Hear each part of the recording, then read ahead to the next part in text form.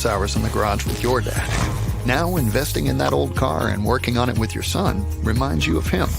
And his legacy lives on. Fund your passion with a low-interest home equity line of credit from Bank of Blue Valley. Aaron, where are you? You know, it's the first time for everything doing a cold opening while Aaron is working in the background and about to jump on. But for the first cold opening, I'd like to say welcome to the show, Drinks with Leaders, where we've had over 500 guests over 3 years. And during those 3 years, we started a podcast because when the world shut down, we needed a way to communicate, just like you're going to be communicating and talking to the audience. So anything you put up here in the comments section, we will likely read. So if you are friends with one of the panelists, please say hello. Let us know where you're tuning in from, and we will take care of the rest. And this show is made possible by two of the fastest growing companies in Kansas City and two of the biggest pillars in Kansas City that have set the foundation for our metropolitan, and that is Bank of Blue Valley and Burns and McDonnell. Now, if you're looking at this 3% unemployment and you're trying to find ways to connect or new opportunities, you should definitely check out their careers website at Burns and McDonnell that Aaron just popped on. I don't like being on this side. This is weird. Hold on. Yeah, you're like, oh, I got it. Aaron, I was saying that Burns and McDonnell hired 1,800 people earlier this year. That's a whole lot of people. Thank you for you were doing such a good job. I don't know if you saw that in the private chat. I was like, you got this. Oh, yeah, there you go. Well, yeah, it's kind of interesting. You get so used to it for 3 years of like opening a show with a co-host. And then all of a sudden, I feel like Aaron Fulk of just going live. I needed a Gen Z to get me like animated or like mic'd up. You know what I mean? Well, I go live almost every day. If not necessarily on LinkedIn, but I go live on TikTok a lot. And I feel like now I don't even know how to talk to people in real life. I only know how to talk to them when I'm like on live like this. Like it's kind of weird, actually. You get used to something. It's kind of like the old terminology, riding a bike. I think that's the same for a lot of us. You're exercising different parts of your brain, and Right. you know, it's definitely wildly unique, but also something that a lot of people that work for people on this panel and that we see in the comments section have to deal with all the time. Listen, Scott, I have to tell you something. Have you seen how much LinkedIn content I've been putting out the past few days? I have. You look very pretty, and like it's very like I don't know how that all goes down, but like I'm always like, man, I feel like we should go drinking with Aaron right now because you're always by a pool. I did post one by my pool. Yeah, I took a break. I kind of took a hiatus from LinkedIn. I'm going to tell you right now, don't do it. If you're doing really well on LinkedIn and it's leading to lead generation and leading to sales, don't do it. I tested it out because I always am testing stuff out because stuff's always changing. There's still a ton of business over here, right? And so, although I love TikTok, LinkedIn is the place to be. I want to say hi to some of these people really quick. Hi, Mike Myers. Mike Myers leads Band of Angels. They are having an event. Hopefully, I don't have the date wrong. It's like July 14th, maybe. It's right in there. I know that tickets are getting sparse. So go to Band of Angels. Just Google it. It'll come right up. I looked it up today to get your tickets. Both Scott and I were in the original class of Band of Angels. So we're big supporters. Hello, Delvon. You probably are. Delvon, is this your off season? Delvon does a lot of working with the Chiefs. So he's been very, very, very busy, man. So make sure you check him out. And then Paul with his weekly joke of watching on Cold COVID. I love it. Every week a new thing. So we got to get that up there. So thank you guys. I ran into a guy at the gym that knew Paul. Shocking. And he's like, man, he is a great guy. And his feedback was, there must be 3 of him because I never know how he works so much. Oh so it was a really nice compliment to Paul. Teach me, Paul. Teach me. All right. Well, here's the thing. If you have, oh, look, Delvon said he's prepping for training camp as we speak. There's no rest in football. No rest at all. Did you watch the ring ceremony?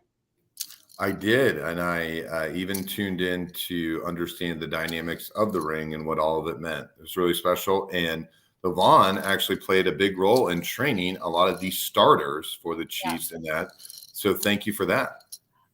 So let me tell you my favorite part of the ring ceremony. There is this little girl. She's like a fashion influencer, and the Chiefs invited her to interview the guys as they walk down the red carpet for it. So they're really leaning into some of the trends. So I'm always proud to see them lean into some of the TikTok trends.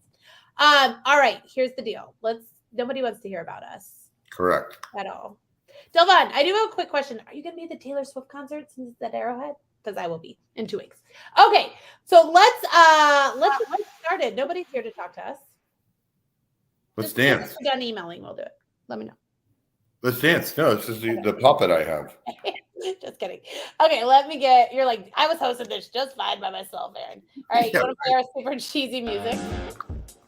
Hey, we got go back to college in the 80s. I hate that so much. Okay, here we go. We have an absolutely fantastic panel today. So I'm just going to introduce them. Keck.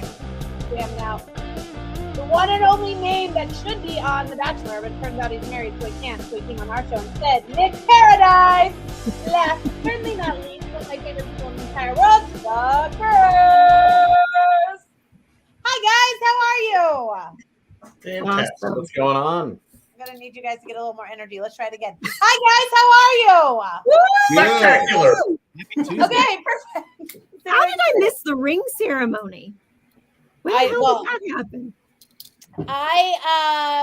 Delvon says he's not going to be in Taylor Swift, but he does need to get. Can I tell you guys one life hack that I learned during Taylor Swift concert, just for you guys who have small kids, and we'll be going through this in a little while, and for LinkedIn, the National LinkedIn Live.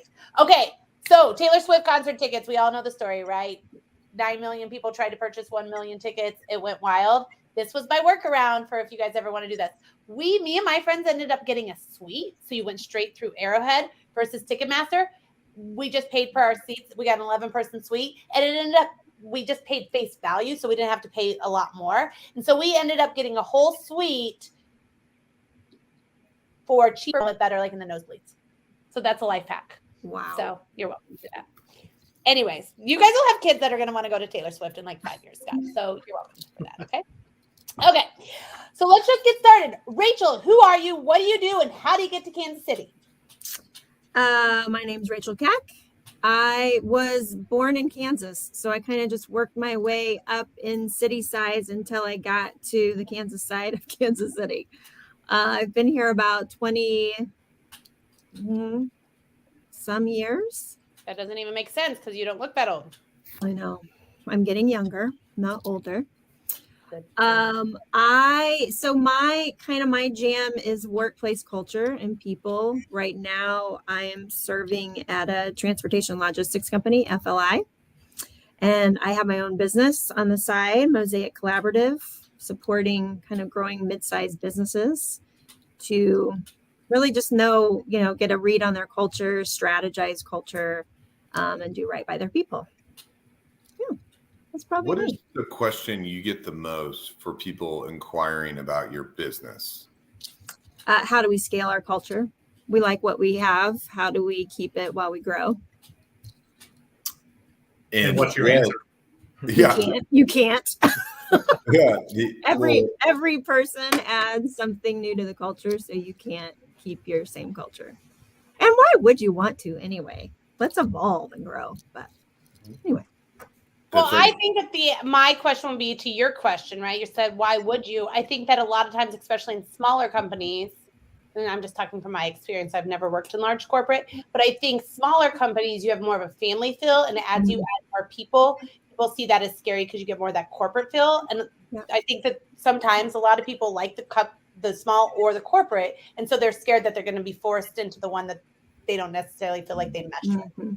And you can do a lot of things on the fly small that you really, the bigger you get, there has to be some structure, right? So, your values can change and will change as you add people to the company. And I think too, Aaron, another thing is when you've built something from the ground up, you care about it so much, you want to keep it like you built it. Right. And that's unfortunately not possible. Spoiler. But I can help you if you want to be intentional about where you're going. So A random business question to get off the little track is non-competes in Minnesota in a way where there's a lot of trucking going on where C.H. Robinson is located. Do you feel like, how is that going to affect the transportation industry? And are you getting a lot of calls for people that are trying to understand their culture? Things may be moving around in the transportation world. Yeah, I mean, Scott, so I'm a year and a half into this whole transportation industry, which is wild and dynamic and feels really out of control a lot of the time. I mean, just like that example, things are always changing. It feels like fires are happening right and left. And we don't control, there's a lot that we don't control, right? And so I don't even know what to say. It's like it's a fly by the seat of your pants sort of industry. And I think it is changing. It's evolving just like everything else. And I think there's a lot of talk about sustainability and partnership where there hasn't been before. It's been pretty cutthroat. It's a little bit Game of Thrones transportation. Yeah, it's why you hire Rachel, because that way, if you have the culture, people flock to it, right? Right. Then maybe you can attract some people. Yeah. Okay, I have a question in the logistics thing. I have a few friends that took the route of buying their own truck, right? They're very more entrepreneurial, and that was kind of the route that they took. But they are all now, when you take that route, you kind of go up against the big guys, right?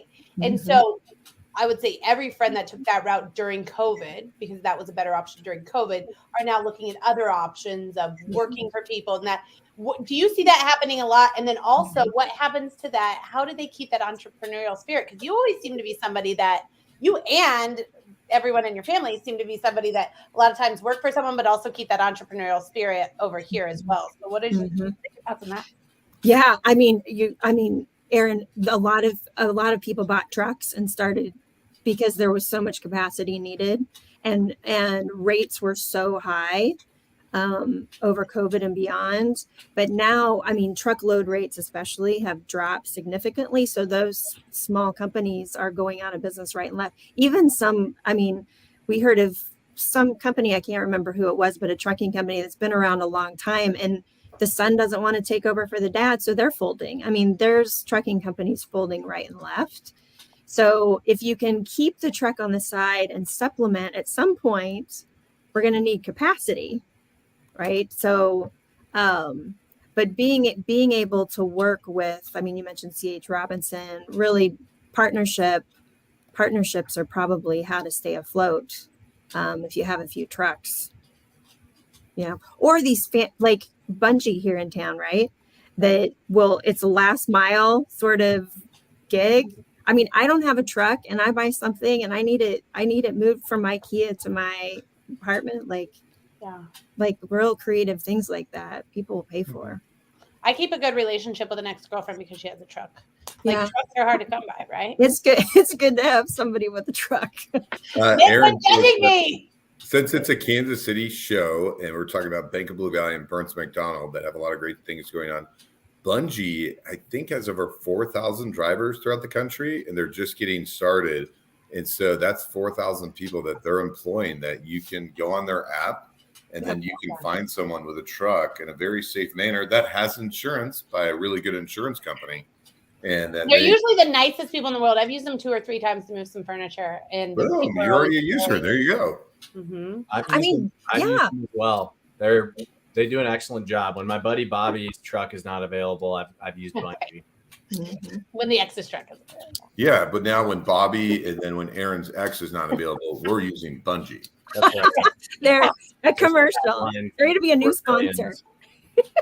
Last week, I already asked Chase if I could be the next Pride model for next year. So I'm just gonna get all sorts of models. And he was very serious about yes. So that was kind of cool. That was nice. Okay, so let's get back to culture because you're in logistics right now, but you're really known for culture. That's how everybody does you, right? They know you for culture. So we chatted about how you just can't keep the culture. But what if culture is one of your challenges? Like, I guess for me, I'm kind of thinking like small business over the past 3 years, culture has been challenging, right? Yeah. And like whenever I feel like I don't even feel like it was as challenging during COVID as it is post-COVID and all the stuff everyone has with COVID. And now people have really prioritized their lives more than ever, right? Mhm. And so from an employer stand, like how do you keep the culture where they still want to work? They still see that important? Like, are you facing some of that? And what's your advice on like trying to keep people going when I think people are having a harder time than they've ever had in their entire lives? Yeah, I mean, right. We want to go back to people being in the office like the old way, which we're not going to go back to the old way.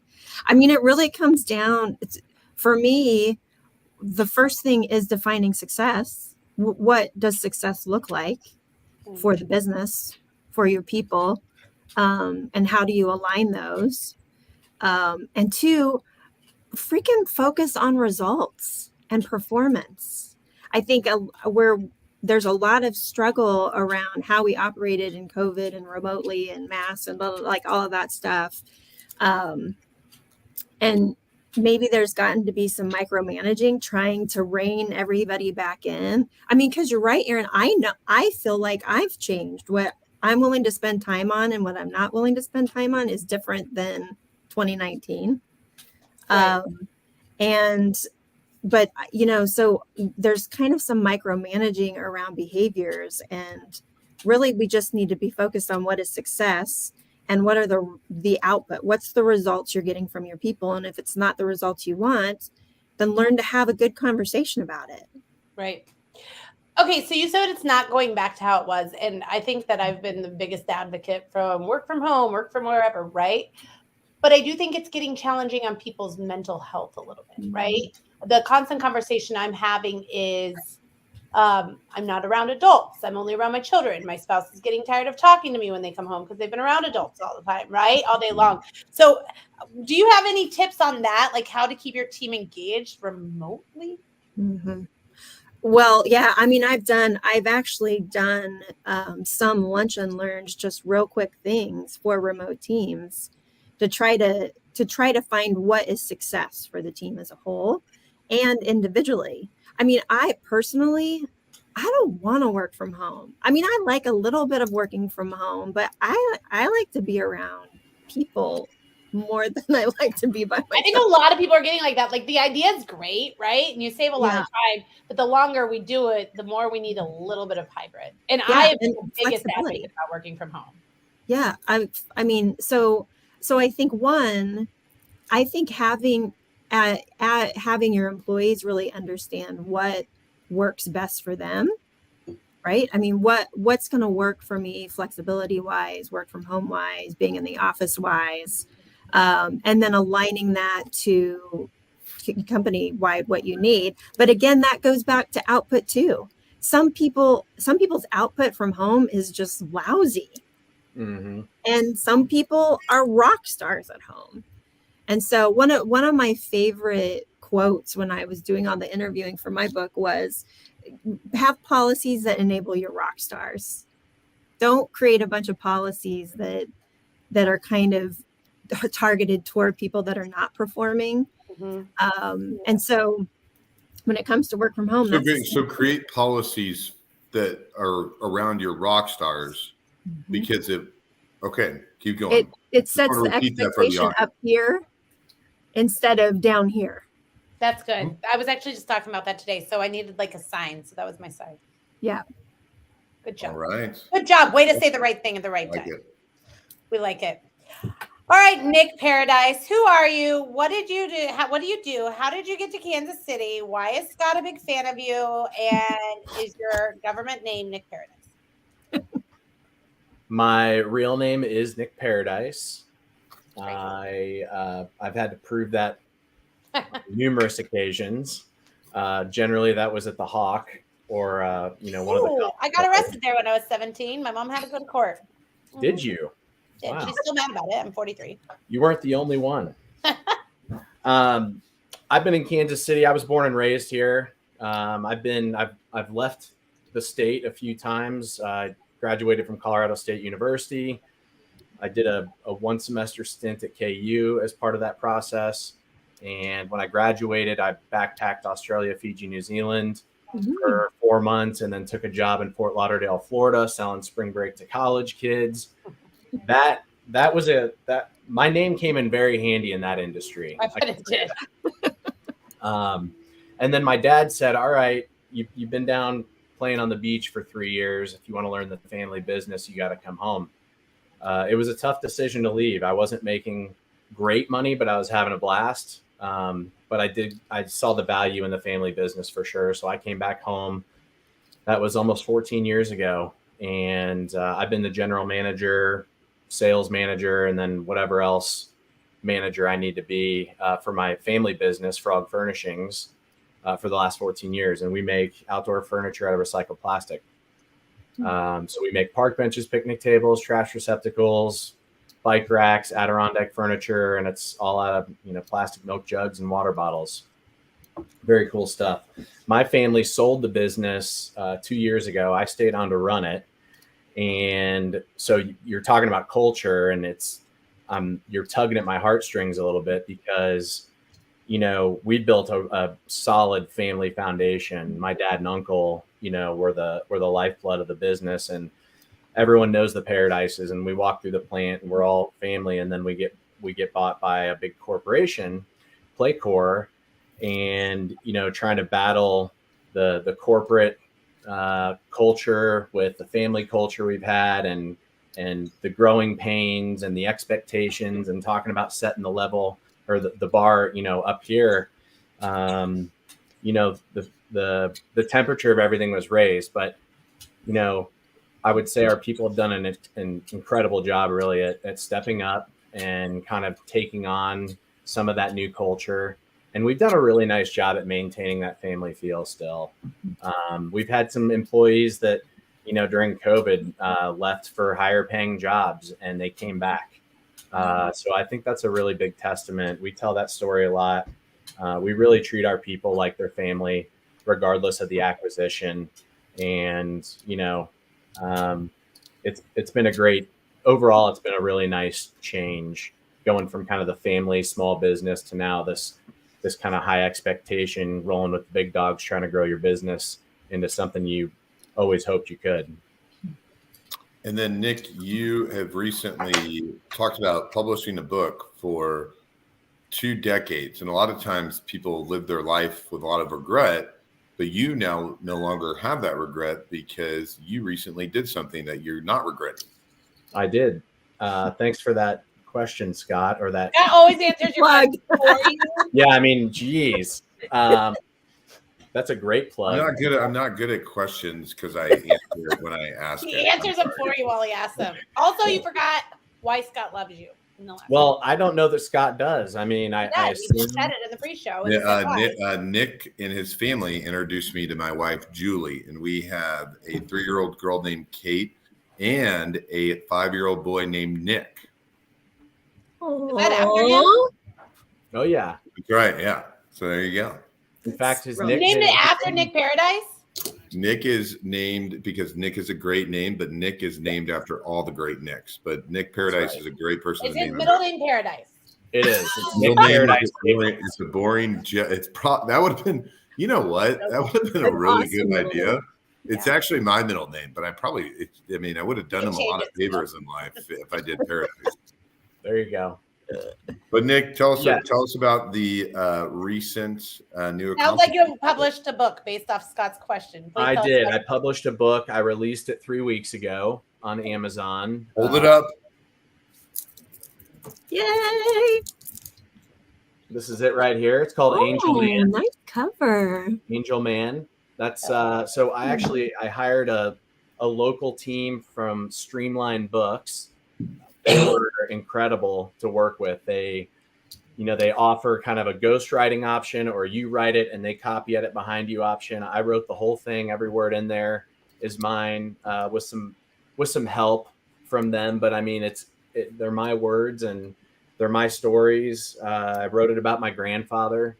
He's an incredible man. He's 90, still alive, my mom's dad. And he and my grandmother came up with this tradition of passing out gold guardian angel pins, which I always have one sitting with me.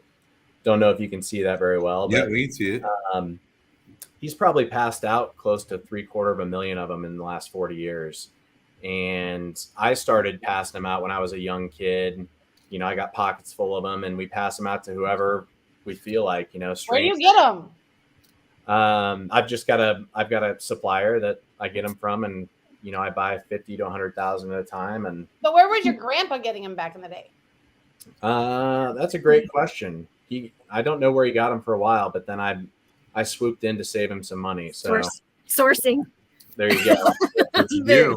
Pre-Amazon, where was he? There you go. Right. There you go.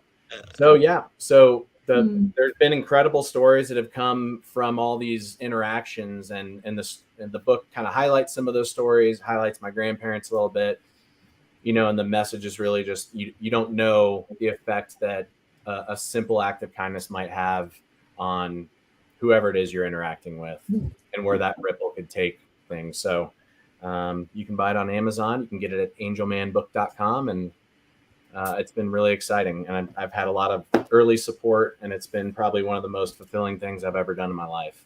Do you have a TikTok about your book? I don't. You should tell the stories on TikTok. That would be awesome. I'll look to you to help me figure that out. Angel Man handbook. I like it. Okay, go get the handle before anyone steals it. There's a lot of people. Not only that, but great way, not that you care about selling a ton of the books, but a great way to, for people to learn about it is every time you're handing out an angel. I love love Aaron's mind. Boom. Yeah. There you go. It's gonna be bigger than this one book. I got big plans for it. Well, then you better get that TikTok started. There you go. I'll do it right now while you guys are talking. All right, you just do it. Don't pay attention. I always say that Drinks with Leaders is like public television. We get a couple hundred people that watch. So Nick, you're safe for you're safe till tonight. Okay, good. Jessica says, hello. She's working on client goals while on here. Jessica, our next question, you're going to want to pay attention to while you're doing that. So that's awesome. But first, before we get to that question, Doug, who are you? What do you do? And how did you get to Kansas City? Doug Burris. I'm a principal in a talent acquisition consulting firm, really, really niche-y. I'm a hybrid. I grew up in Des Moines, but my father was here. I went to KU and have now been in Kansas City full-time for 32 years. Wow. Now, in those 32 years of getting to Kansas City, what were some of your early career companies or decisions that you made to form the companies you made later? So give us a little bit of the highlight reel of the organization and companies that taught you what you do today for others. Started in sales, product sales, copiers, and fax machines back in the day. Then moved into pager sales. I'm showing my age. What's a pager? And quickly discovered that I was spending infinitely more time recruiting and hiring other salespeople than I was actually selling things. So that didn't go well. Wait, Can you tell our audience what a pager is really quick? Yes, and then also Aaron and Nick, I bet you had a pager. I did. I had a pager. I had that purple pager that everybody wanted. Rachel for sure had a pager. I don't think I ever. Hey, you just Mexico, profiled but I Rachel. never had a You profiled her. That's not cool. Good thing you guys are friends. Tell our audience what a pager is. Half of them don't know. Yeah. All right. True. So a pager was this little electronic device that you typically wore on your hip. And if somebody wanted to get a hold of you, they would put in your phone number and then put in their phone number, and their phone number would show up on this little electronic device, and you would look at it, and then you could call them from a payphone, which you probably don't even know what a payphone is. You would call them from a phone to find out what it is that they wanted. I was on the cutting edge that it wasn't just phone number. You could send a text message across the pager. That's and what tell I did. people what it is you want. Yeah. No, we had like the number codes. So I always dated older people and hung out with older people. So they do it when I was in high school. And I was like, when I was supposed to leave and sneak out and stuff, we had all sorts of codes. Yep. Yep. So I grew up in the recruiting business. Long story short, grew up with father was a headhunter, and I've transitioned that into a full-time talent acquisition career. And I work only with startups and pre-Series A funded growth stage companies. And what do you do now? That's what I do. I recruit all day long. I work. I keep founders from doing dumb things with people. I'm not pulling that comment up, Paul. Okay, you keep founders from doing dumb things with people. Is that what you Yep. just? That is a great tagline. That is good. So, Is that your LinkedIn? Hold on, this is really important. Hold on, sorry. Is that your LinkedIn headline? Is that my LinkedIn headline? It should be your LinkedIn headline. So you know where you say a little bit about yourself. Your LinkedIn headline should always be kind of like the hook to your wrap, so they want to come to your page because they only see your picture, your name, and your headline. I'd like that to be your LinkedIn headline if it's not. I can do that.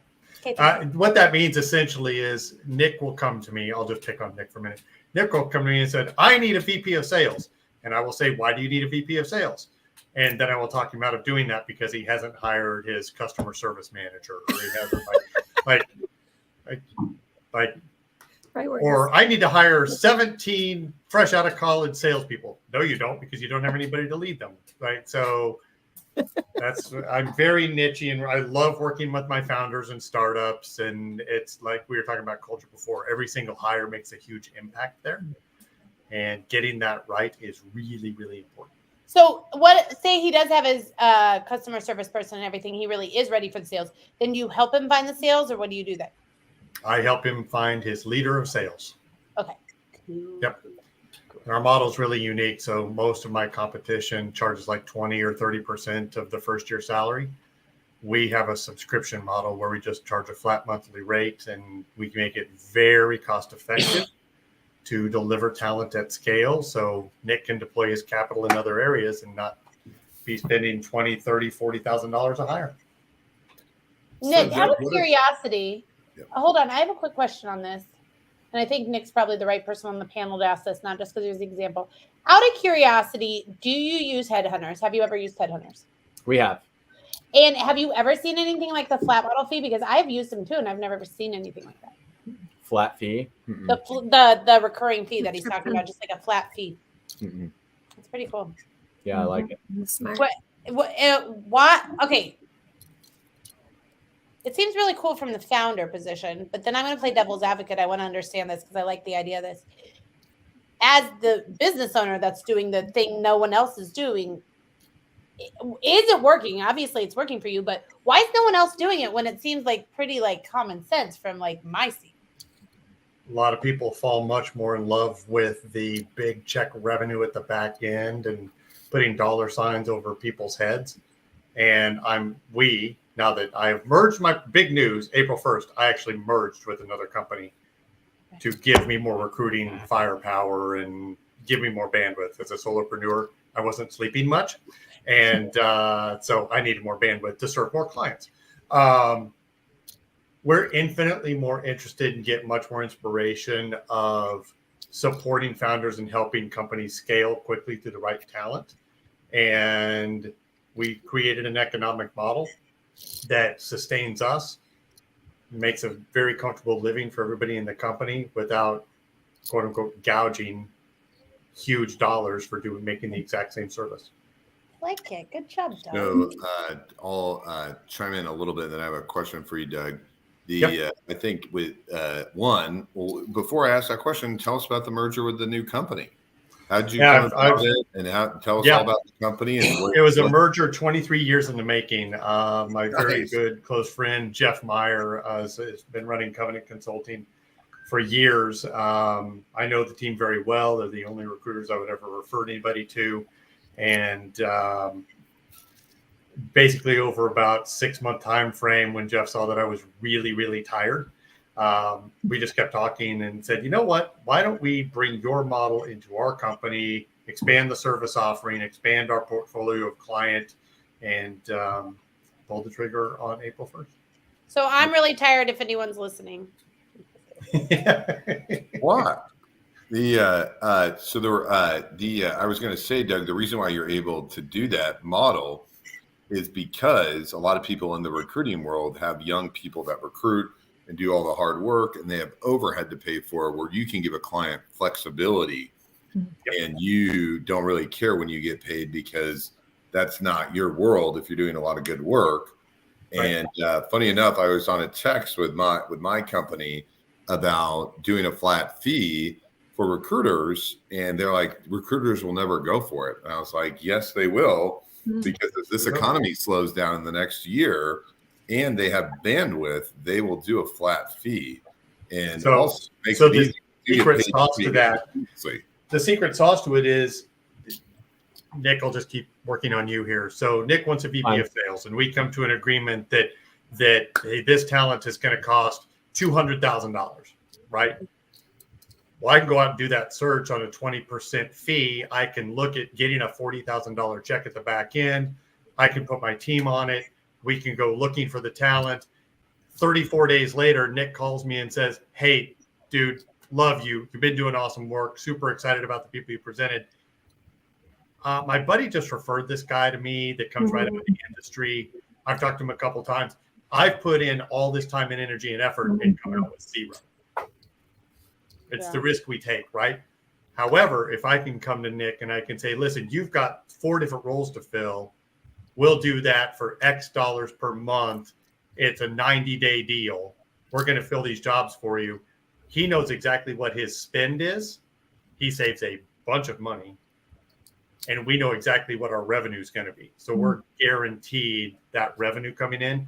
And I don't have recruiters killing themselves to end up with nothing at the back end. Right. Yeah. I was actually talking about different, just paying a flat fee of 10, 20 grand per person.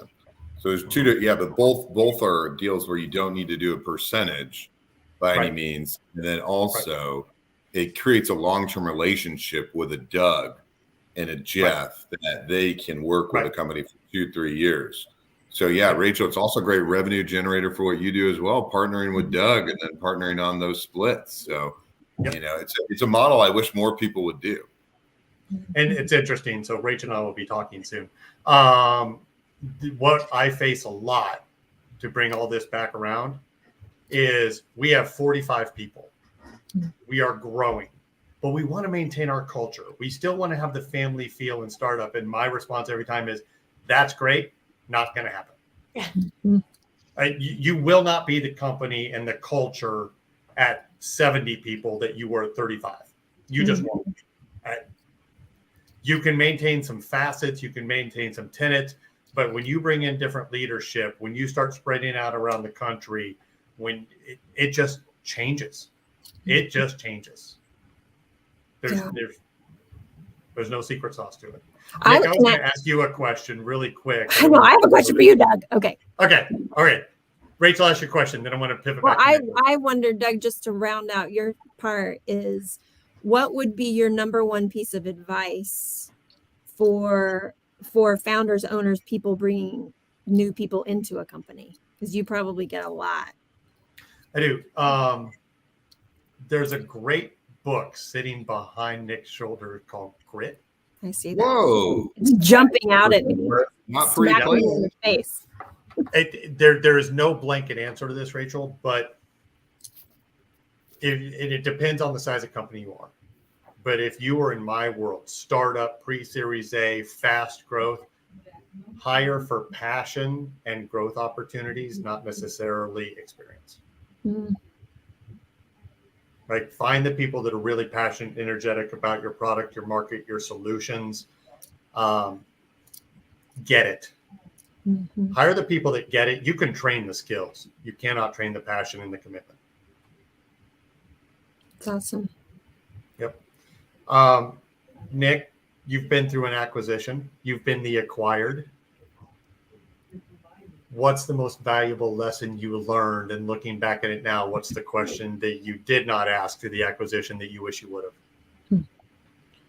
Good questions. The biggest thing that I've learned through it all is the value of listening. I know that seems like a kind of a cop-out answer, but you know, they threw a lot at us right away. They purchased us on January 1, and we had to change our entire accounting reporting system. We were used to reporting basically quarterly. We had to all of a sudden go monthly. And they provided us some support there, but they threw so much at us. And, you know, I had to just stop and listen so I could take as much in it as they were throwing at me. And our whole team really did a pretty good job of that. And we kind of talked a little bit before even and just said, hey, there's going to be a lot of new stuff, a lot of things thrown at us. Let's just take it all in and not get overwhelmed. Let's, talk it out together and ask a lot of good questions. And we're learning, and they're learning too. They're learning our business. Even though there was a lot of due diligence, there was still a lot for them to learn. So the question that I probably should have asked or gotten a little bit more clarity on was the onboarding process. It was, and no knock on Playcore. They really did a nice job, and they've done a really great job. And I'm not just saying that. They've been a really great partner and a great new boss. But the onboarding was a little rough. I mean, all the paperwork and all the new HR stuff, and that's a cumbersome thing to have to deal with anyway. Probably what made it most difficult was that we weren't allowed to tell our people until literally the morning they came back to work in the new year. And it was a shock. I mean, we've had employees that have worked for my family for 30 plus years that felt like we cut them out, like we didn't, loop them into what was going on. And there was some resentment there and some hurt there that I had to work through. And understanding that first 30 days would have been probably a lot more helpful, honestly. So not necessarily the integration of the business, but the onboarding of the humans into a new organization. Yes. And it took some time, and it's still taking some time. We're 2.5 years into the deal. I think the biggest question people had was, am I going to lose my job? Am I going to be replaced by corporates people? And one of the things we did really well on our end, my dad, my uncle, and I we wanted to know, is that their play? Is that what they do? Are people going to be out looking for jobs? And if we had felt like that was going to be the case, or they had told us that was going to be the case, we wouldn't have sold. We vetted them very hard, and we knew exactly who we were dealing with and what we were going to get. And I will say they did everything they said they were going to in terms of not firing people, not bringing in their own people, not changing things so drastically that, we lost our culture. And honestly, my biggest challenge in the whole thing has just been kind of playing both sides and getting my people to understand the changes that are coming through and why they're important, but also fighting for my people and telling corporate, hey, back off a little bit. You're pushing my people really hard right now. And if we don't back off a little bit, we're going to lose them, mentally, we're going to, and you talk about that mental strain of COVID, that's there. And then the acquisition, it was an interesting time for sure. You guys, usually that first question we're done within the first 20 minutes, and we have 4 people, but you guys are talkers. So I have to. I forget my birthday. Questions. A lot of good questions. No, it was so good. Otherwise, I would have cut it off a long time ago. It was really good. But I do have to get to my Burns & McDonnell question of the day, because Burns & McDonnell is the sponsor of the show. And it's a really, I already told, what was homegirl's name? Let me look it up again. I already told Jessica. She had to hear this answer. So I want to make sure. So I'm going to play the video, and then I'm going to repeat it because I know we were having some technical difficulties earlier. And then I want you guys each to spend like 4 to 5 minutes answering this question. Okay? All right, here we go.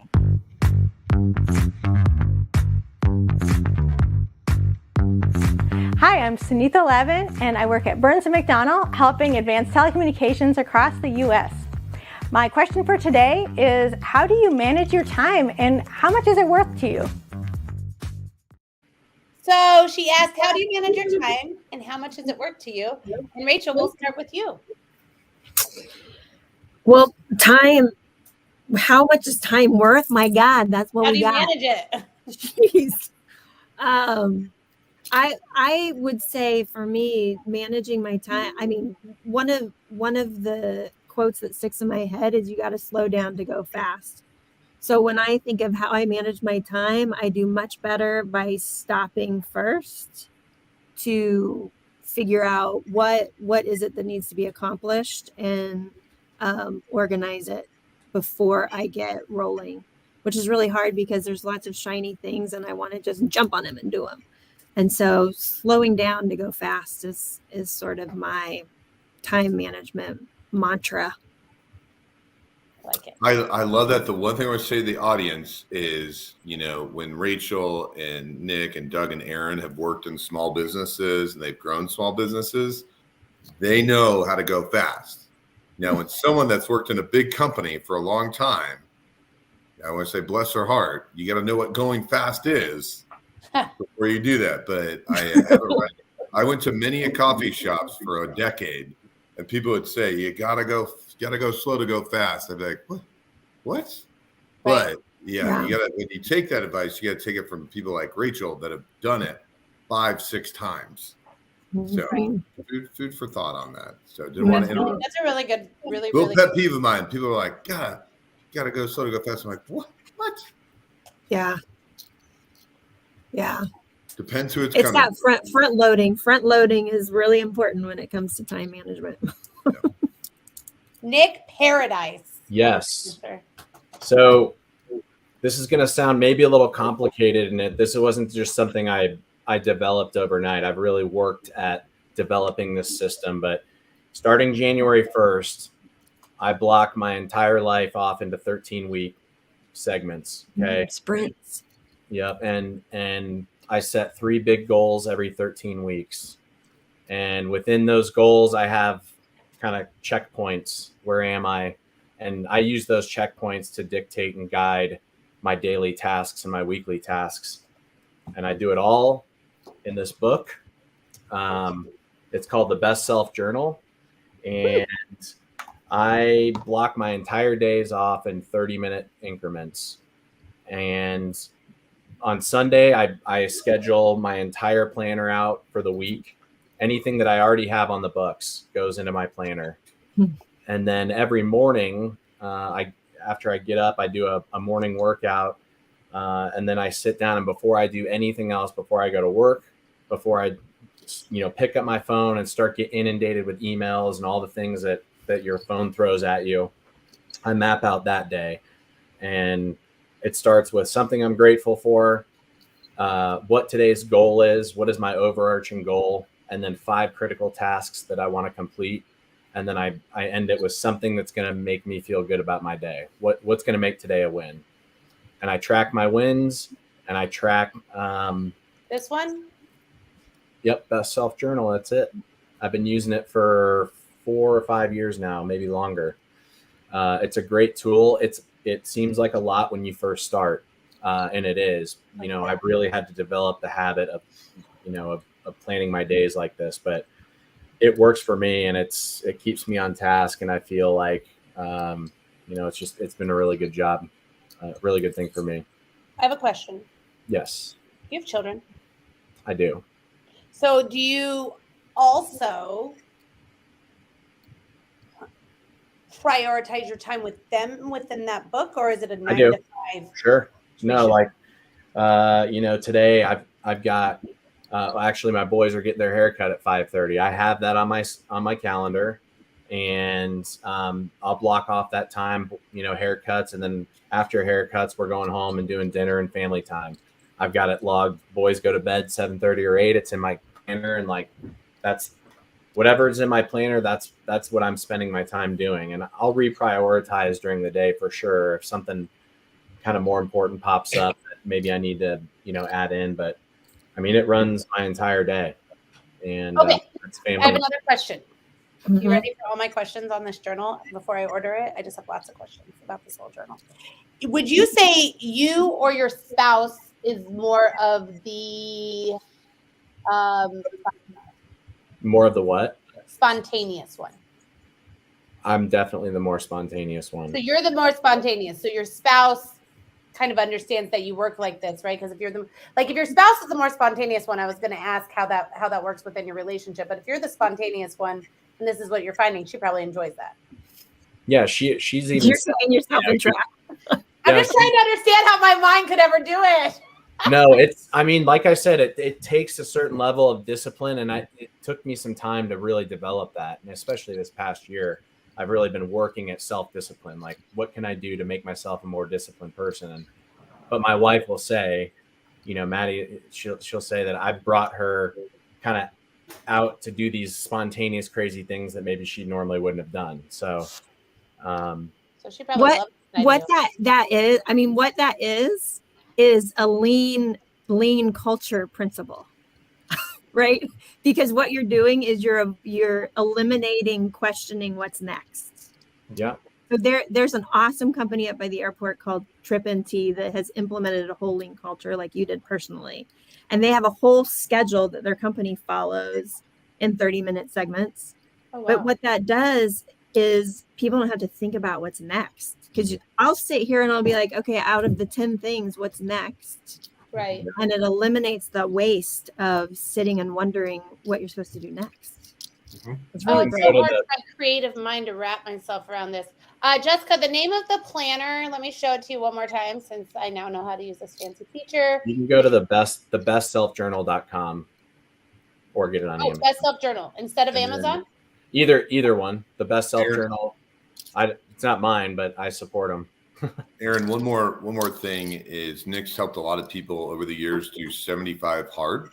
So I did that one time. He skipped over the Nick, you are amazing. He skipped over the morning routine there. Morning routine was this. It's a lot more.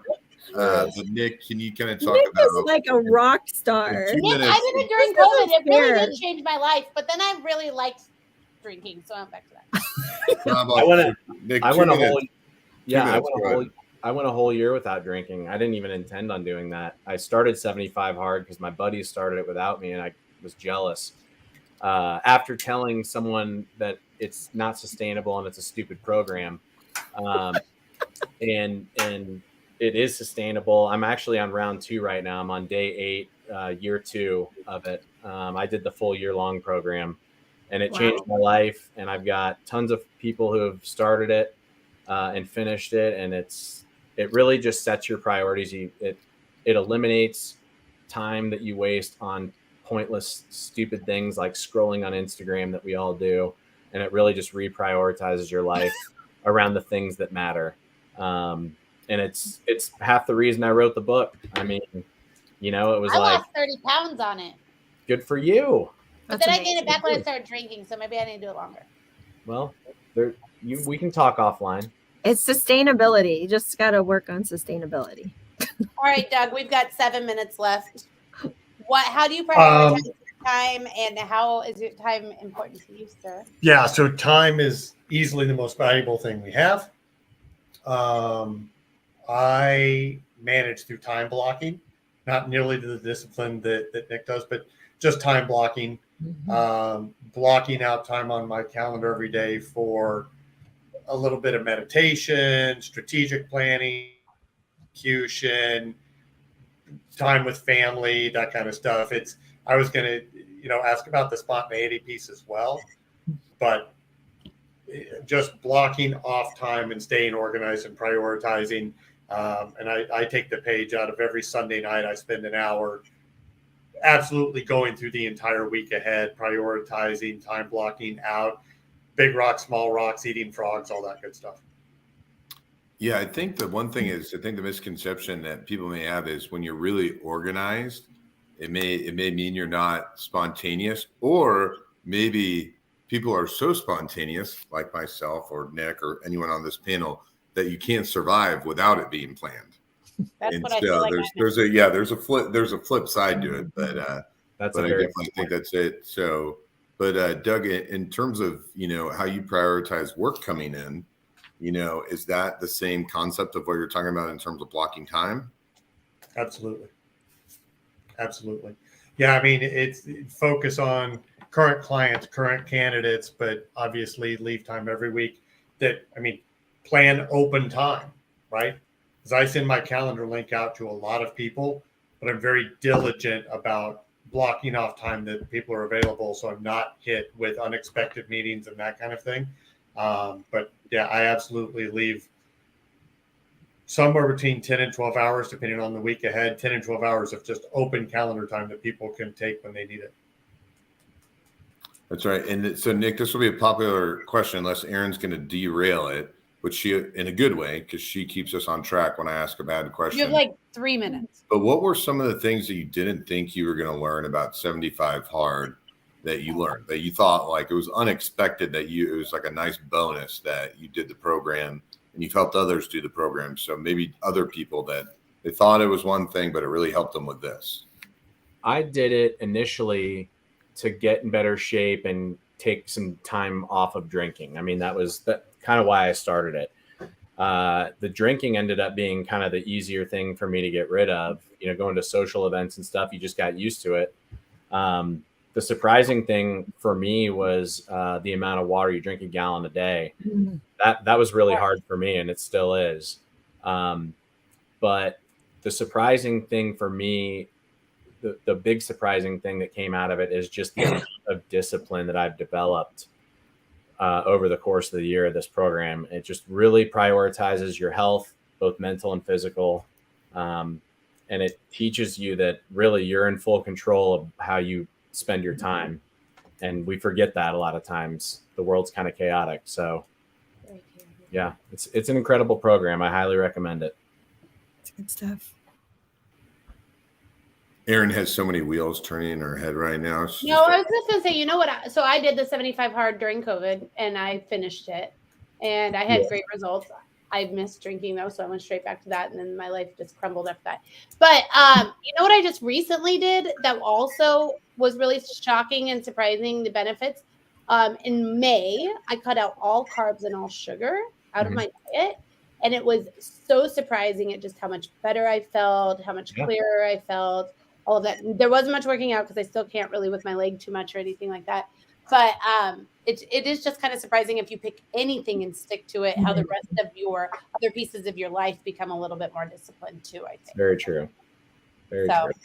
Interesting. Okay, well, we'll talk a little bit more off that offline. Thank you guys so much for coming on today. You guys were absolutely fabulous. You can connect with our entire panel right here on LinkedIn. They should all be tagged here. They would all love to chat with you because I know they're all very extroverted people, and they all said they need some adult time. So reach out to them, talk to them, follow them. They're amazing. Thank you guys for coming on. Thank you so much to Bank of Blue Valley and Burns and McDonnell for sponsoring the show. As always, Scott, thank you for being the best co-host ever. And we will see you same time, same place next week. Bye, guys.